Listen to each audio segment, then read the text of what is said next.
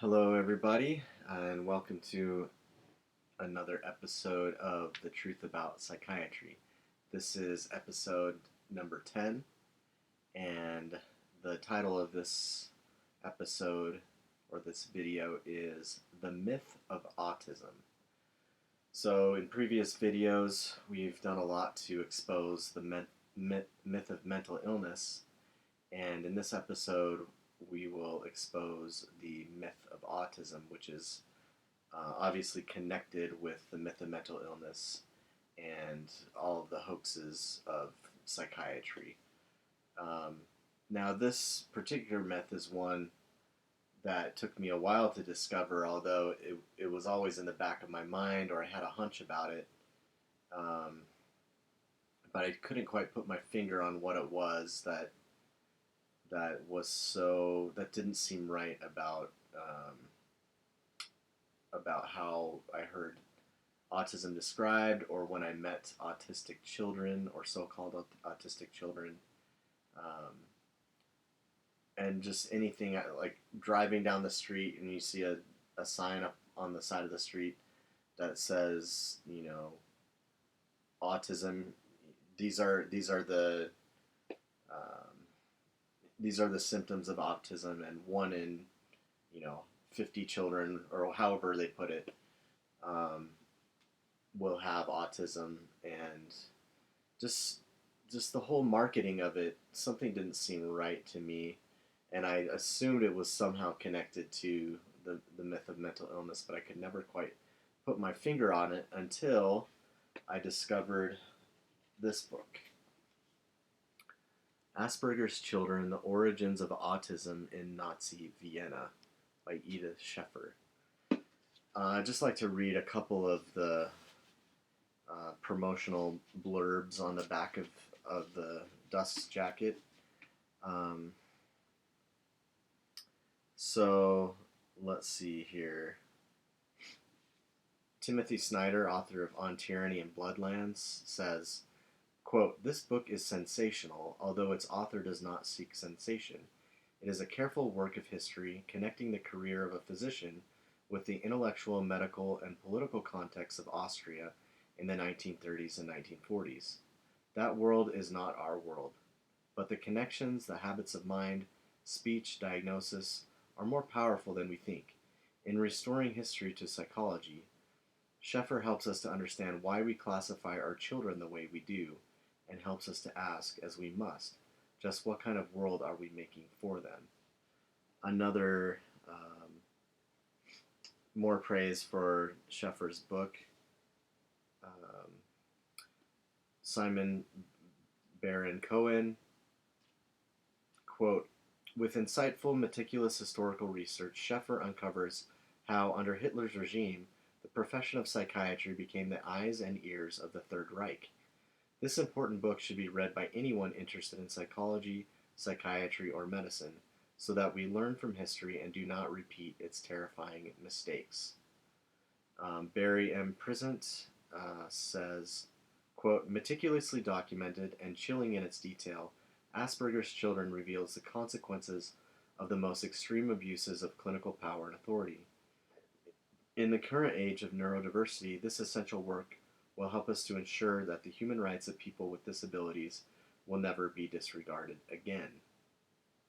Sandra Gilman says, quote, "In what will now be considered the definitive study of Asperger and his relationship to the most nefarious aspects of Nazi eugenics, one of our most original historians has laid out the case against our idealizing of any physician without truly understanding their embeddedness in the complex scientific and political world of their time.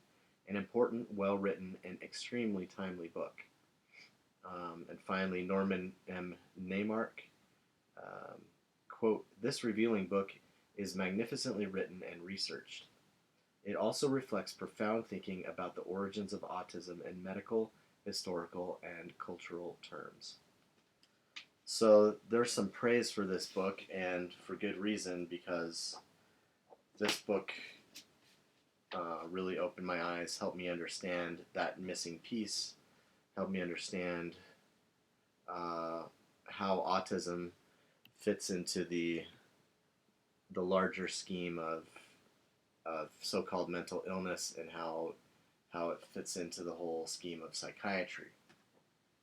So on my blog, psychiatricsurvivors.wordpress.com, I have a post called The Myth of Autism.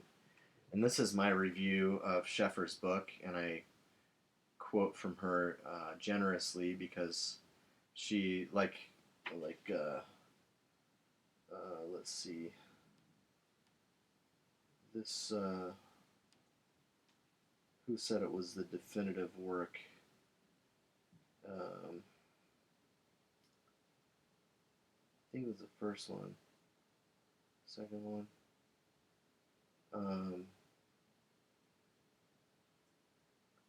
In any case, one of these people said it was will be the definitive work on autism or on Asperger, and I think that's right.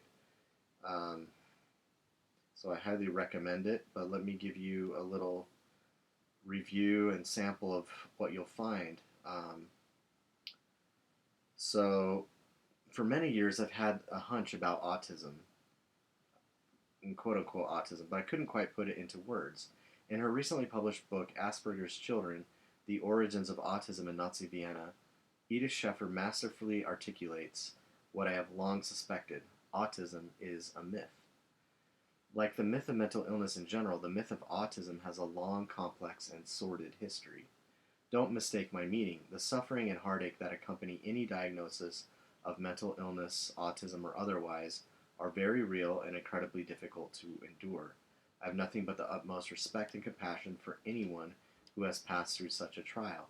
But as Sheffer's new book demonstrates, the root causes of that suffering may be different from what is commonly supposed.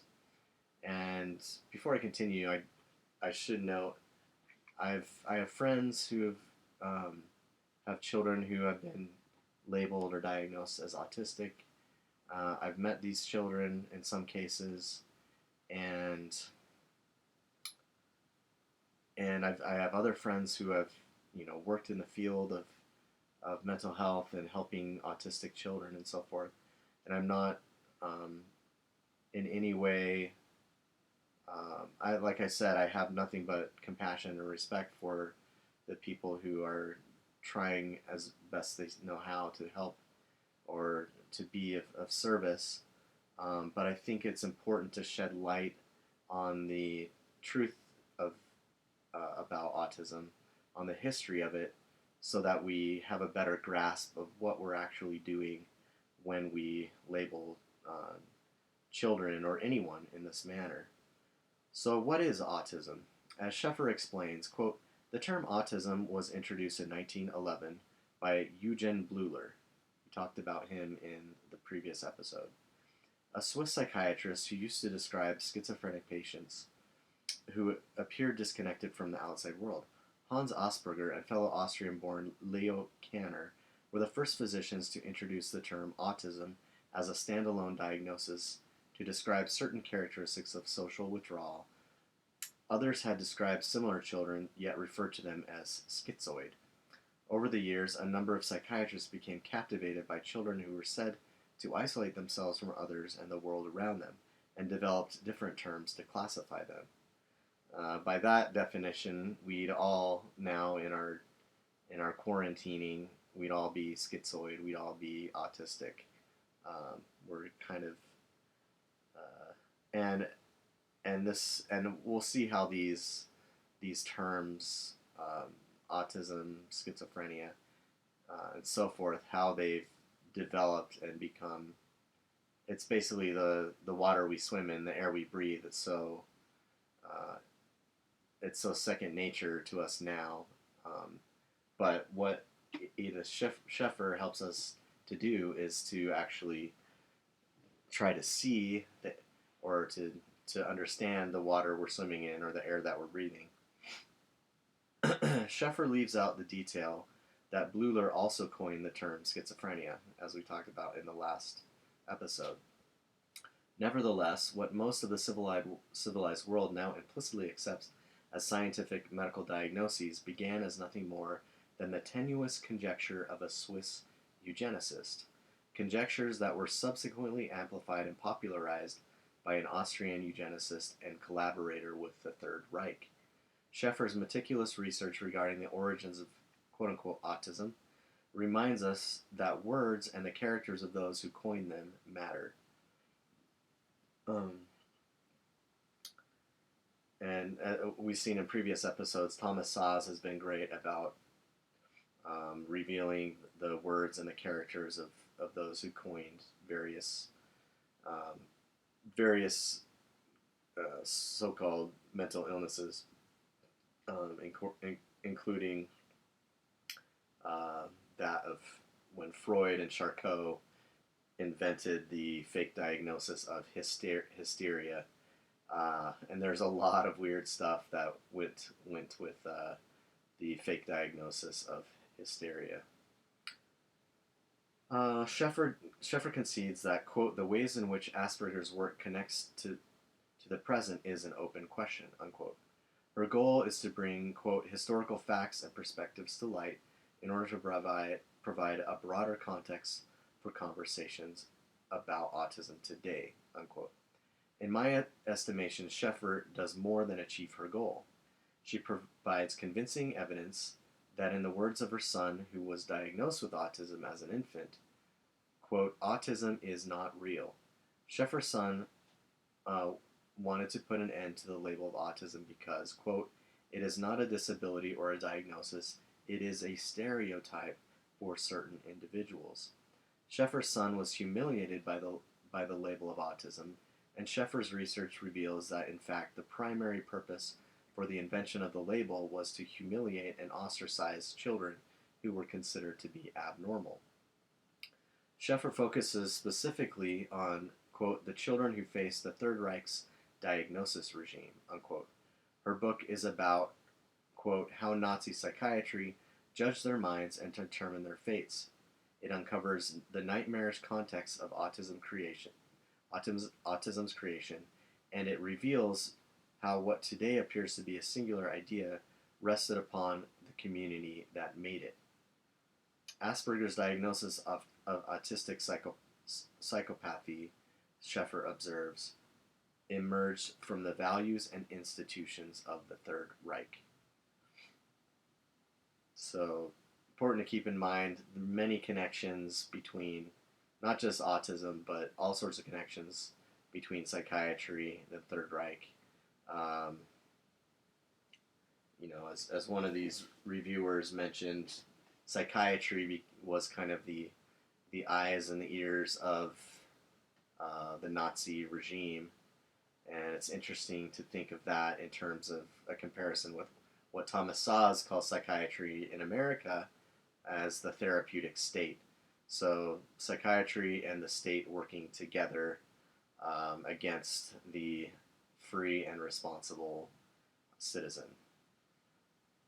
Thus, the concept of autism fermented in the same National Socialist fervor that led to the brutal massacre of millions of innocent people. It passed from Bleuler to Kanner and Asperger, and unfortunately it was resuscitated by the British psychiatrist Lorna Wing in 1944. Eventually the concept found its way into the 4th edition of the Bible of Psychiatry, that is, the Diagnostic and Statistical Manual of Mental Disorders, or DSM-4. The so-called diagnosis now rears its ugly head in the DSM-5 as Autism Spectrum Disorder. In the 1990s, a new diagnosis regime in the United States spurred an astronomical increase in the rate of diagnoses of autism spectrum disorder. As Sheffer notes, the rate of diagnoses of autism spectrum disorder rose from 1 in 2,500 children in 1985 to 1 in 68 children in 2016. The autism spectrum disorder diagnosis has expanded so rapidly and to such an extent that every human being who has ever lived, now lives, or will yet live may one day find himself or herself somewhere on the spectrum. As I said, with this coronavirus or Wuhan virus pandemic, we might all find ourselves on the spectrum, and the so-called spectrum. And it's also a reminder about what Robert Whitaker had to say about the the bipolar boom, or just the rise in mental illness, or so-called mental illness, um, despite these supposed advances in science, medicine, and psychiatry. In spite of these terrifying statistics, and in spite of his connections to the Third Reich, Asperger has often been depicted as a compassionate progressive and opposed to Nazism. However, the historical record tells a different story. In fact, Asperger played an influential role in Vienna's child euthanasia system. Under his auspices, dozens of children were sent to the Spiegelgrund Children's Institution, a Nazi child-killing facility. Like much of the destruction that issued from Hitler's tyranny, the systematic torture, abuse, and murder of innocent autistic children was carried out with the best of intentions in the name of compassionate and ostensibly in the name of and in the name of compassion and ostensibly for the common good. These children received a death sentence because they were deemed unfit for Nazi society. If you call to mind the C.S. Lewis quote that we shared in previous episodes, a tyranny that is exercised for the good of its victims may be the worst of all, because those who tyrannize do so with the approval of their own conscience. So that was also what was going on here in Nazi Vienna. The Third Reich psychiatrists who were basically ostracizing and abusing, torturing, experimenting upon, and in some cases killing children for their own good, or so they claimed. Quote, let's see. These children received a death sentence because they were deemed unfit for Nazi society. Quote, Nazi psychiatrists began to diagnose children who they said had poor Gemüt, who forged weaker social ties and did not align with collectivist expectations. They created a number of diagnoses like autism, such as Gemütsarm, or lacking Gemüt, long before Asperger described autistic psychopathy in 1944, which he too defined as a defect in Gemüt. So this concept of Gemüt was very important in Nazi Germany, Nazi Vienna, and these psychiatrists were basing their findings on supposedly measuring which children had Gemüt and which children didn't. And if you were one of the unfortunate children to be labeled as one that lacked Gemüt, or this, nationalist, socialist feeling, then you were in danger. Sheffer traces how the values and events of the Third Reich shaped Asperger's concept of autistic psychopathy. She examines the long lineage of the diagnosis, linking Asperger's thoughts and actions to the broader world in which he lived. Her book makes an indispensable contribution to our understanding of the concept of autism and its ramifications. Asperger and his colleagues came to believe that they had a moral duty to care for souls, even if that duty impelled them to eliminate, for their own good, souls that they considered to be defective. So again, you see the sense that, even the word psychiatry, medical treatment of the soul, somehow these people come to believe that they're actually, by labeling and abusing and killing these children, they somehow convince themselves that they're actually helping them. And it's good to think of this history, like one of the reviewers said, in terms of not letting history repeat itself. So as self-proclaimed experts on the brains and behaviors of children, Asperger and his colleagues determined who was worthy of life and who would be better off dead. Asperger's idea of autistic psychopathy was a key component of the criteria that were used to make these judgments. But these criteria were almost always vague and subject to change. The ebb and flow of the criteria followed the course of the regime. Quote, it was up to Nazi child psychiatrists such as Asperger to diagnose a child's character against regime norms. Children who did not meet Nazi standards in mind, body, and spirit might face any number of labels. While ideals multiplied, definitions of defects multiplied. They were two sides of the same coin in the Reich's diagnosis regime, unquote. Much of the speculation about the behaviors of the children in Asperger's care was based on the Nazi philosophy of Gemüt. Sheffer explains that, quote, Nazi child psychiatrists use the term Gemüt to express their ideals of social feeling. Gemüt is one of the German language's famously untranslatable words, and its meaning changed dramatically over time. For Nazi thinkers, Gemüt referred to one's fundamental capacity to form deep bonds with other people. It had metaphysical and social connotations. Good Gemüt was essential to one's worth as an individual and the health of the Volk, unquote.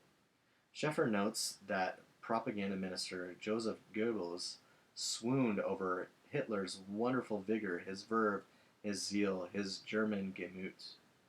Suffice it to say that if Asperger or one of his colleagues discovered that a child lacked the proper measure of Gemüt, that child was almost certainly condemned to perish. As the Nazi child psychiatrist saw it, the cultivation of Gemüt and the annihilation of those who supposedly lack Gemüt served the sole purpose of strengthening the social organism. One of Asperger's teachers, Paul Schroeder, believed that Gemüt signified love of humanity, and that it determined one's worth to society. The degree of one's richness of Gemüt is one of the most important determinants of the practical usefulness and social value of a person. So this is fascinating. If we think of Gemüt signifying the love of humanity, and I recently read a book by a man named Daniel Mahoney.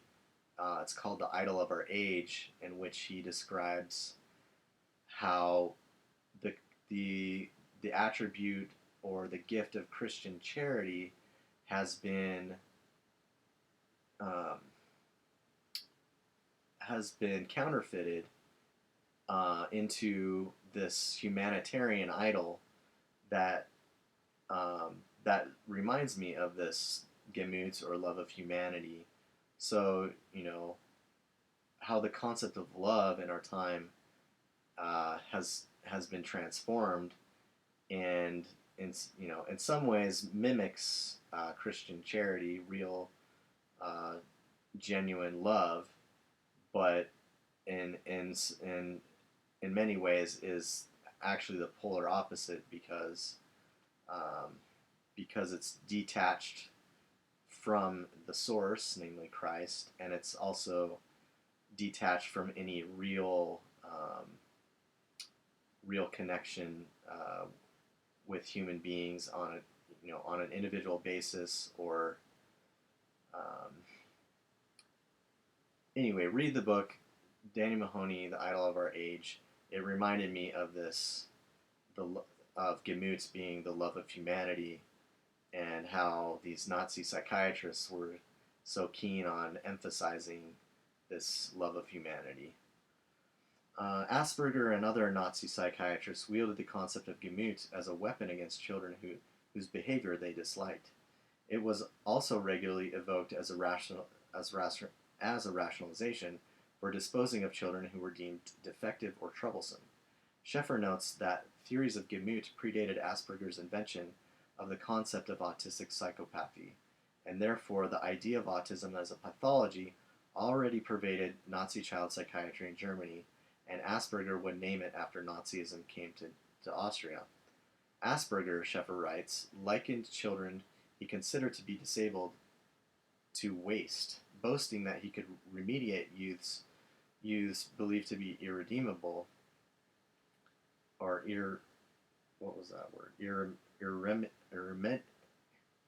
irremediable. Asperger explained, with a coarse sieve, many useful things fall in the much bucket. Take a fine sieve and economize with human souls too. Then slowly, he said, some will become useful people.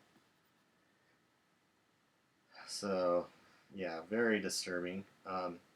In the infamous, and it gets more disturbing, so hold on to your seatbelts as I continue. In the infamous Spiegelground child-killing facility, doctors such as Jekelius and Illing experimented probably where we get Jekyll and Hyde. I don't know. Or when was that book written? Anyway, strange name. Jekelius and Illing experimented upon and exterminated children who were labeled as inferior or unworthy of life. Quote, Asperger worked in the midst of his colleagues' human experiments at the Children's Hospital and would have known about their deadly methods, which they touted in prominent journals. He walked past babies in his daily life who were injected, infected, and starved. Unquote. Another doctor, Heinrich Gross, proved that he was worthy of his last name. He emulated Hans Heinz in harvesting and preserving victims' brains. Gross began his collection of children's brains at Spiegelgrund for his own work. Children at Spiegelgrund called Gross, who practiced medicine in military uniform, the Scythe or the Grim Reaper. Gross harvested and jarred more than 400 children's brains for his collection that was later discovered in the Spiegelgrund cellar.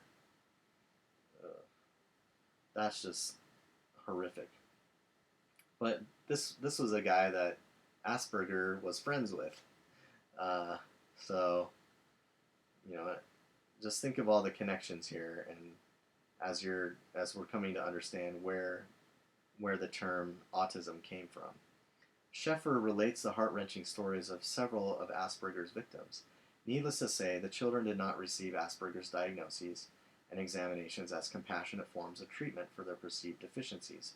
Sheffer notes that Asperger's core idea of autistic psychopathy, finding social interactions difficult to navigate, was also nebulous.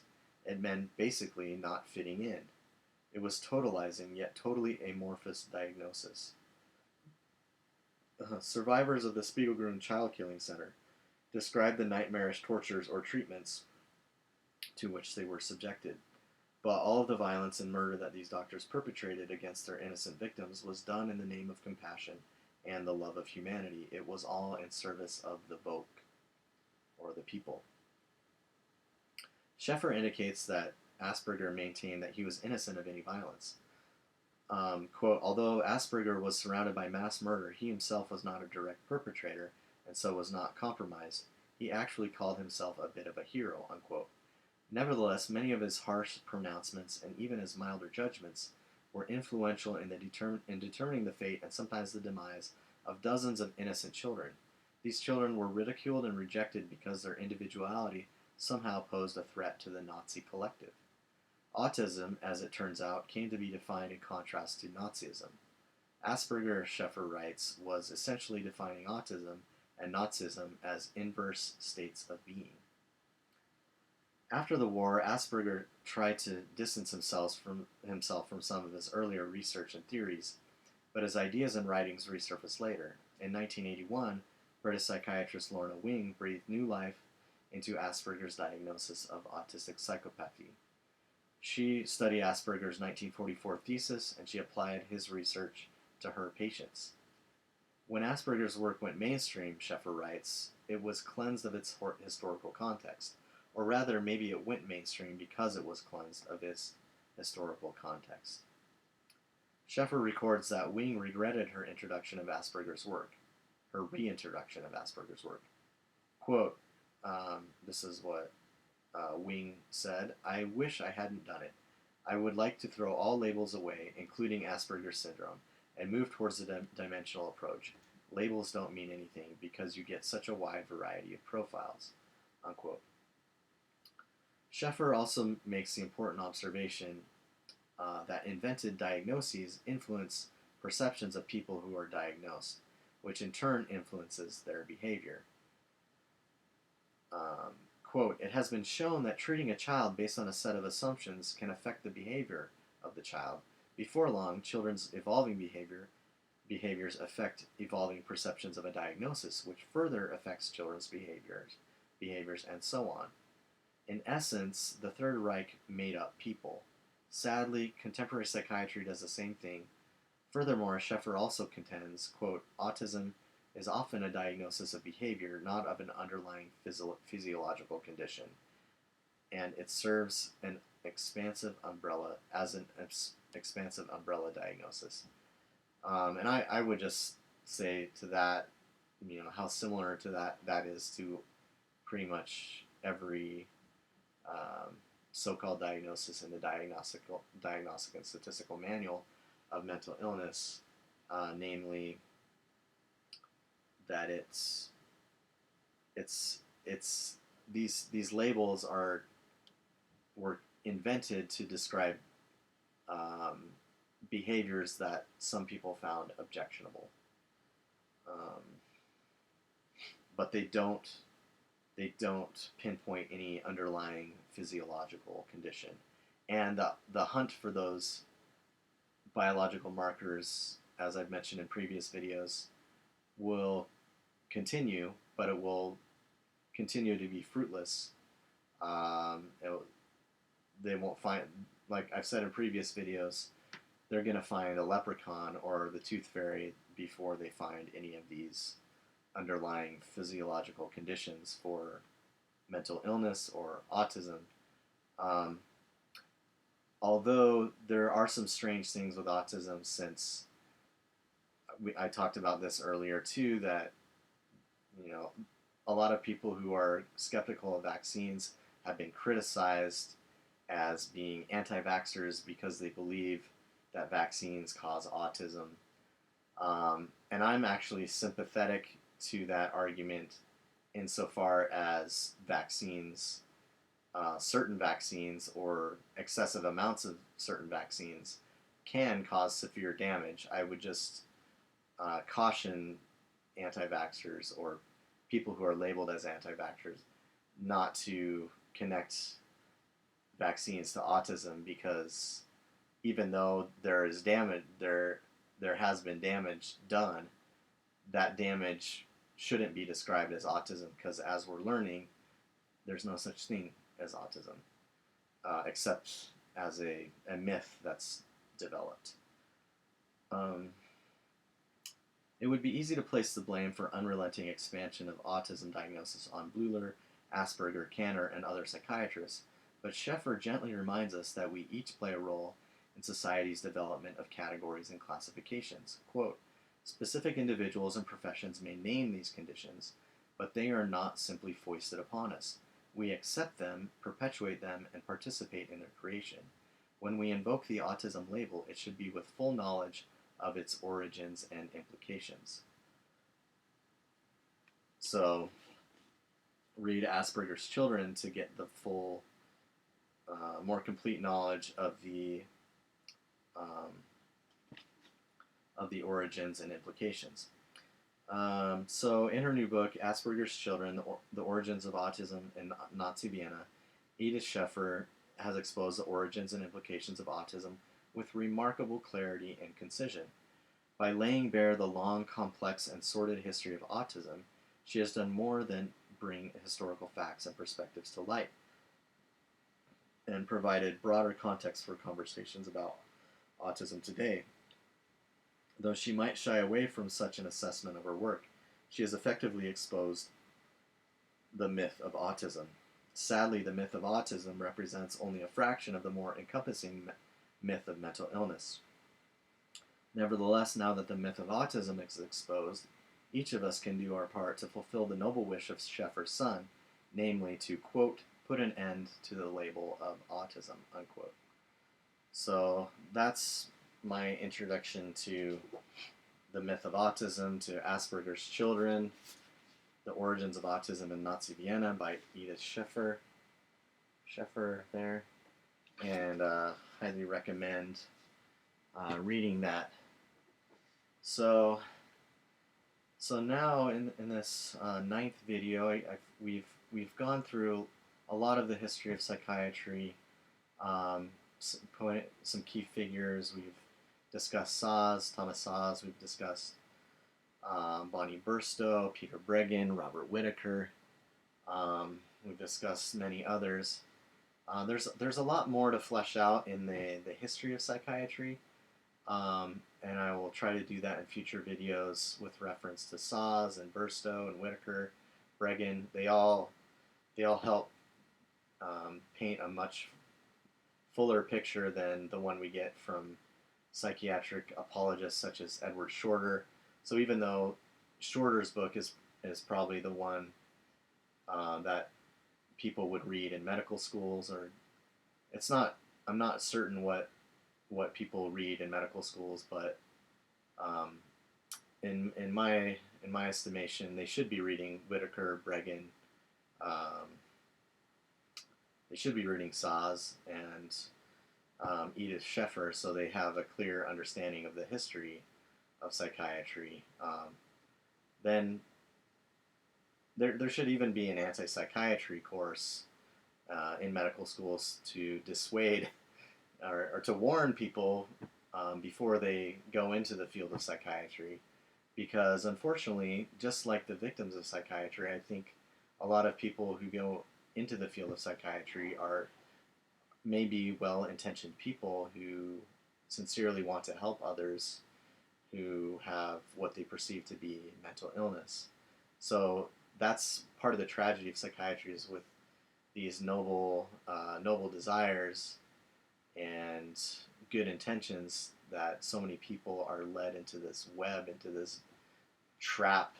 Um, Really, it is a terrible trap of psychiatry. Um, and on that note, I was reminded of a quote that I've wanted to share with you by a guy named Henry G. Weaver, um, about what he calls professional do-gooders. This is sort of in line with what C.S. Lewis talked about with the omnipotent moral busybodies. It's also in line with what we just discussed with um, Asperger and his colleagues, who began to perceive themselves as these great saviors of, of children who lacked Gemut. So there's, and I think you're beginning to see it a little bit in the some of the attitudes about the Wuhan virus. A lot of really well-intentioned people who are, desperately trying to be professional do-gooders, omnipotent moral busybodies, instead of minding their own business. So this is what Henry G. Weaver has to say, quote, "Most of the major ills of the world have been caused by well-meaning people who ignored the principle of individual freedom, except as applied to themselves, and who were obsessed with fanatical zeal to improve the lot of mankind in the mass through some pet formula of their own. The harm done by ordinary criminals, murderers, gangsters, and thieves is negligible in comparison with the agony inflicted upon human beings by the professional do-gooders, who attempt to set themselves up as gods on earth, and who would ruthlessly force their views on all others with the abiding assurance that the end justifies the means." So I like that,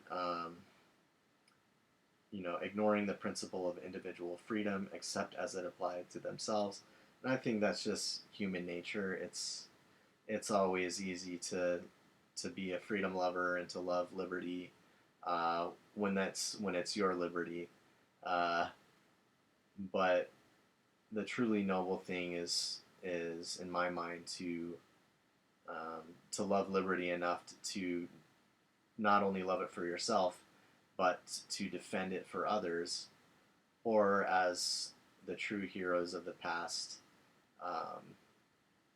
those who have laid down their lives, whether it be D-Day soldiers, whether it be Revolutionary War heroes, whether it be martyrs for Christianity, or even Christ himself, that he died and gave his life so that we could have freedom, and so that we could choose, and how precious a gift is moral agency. And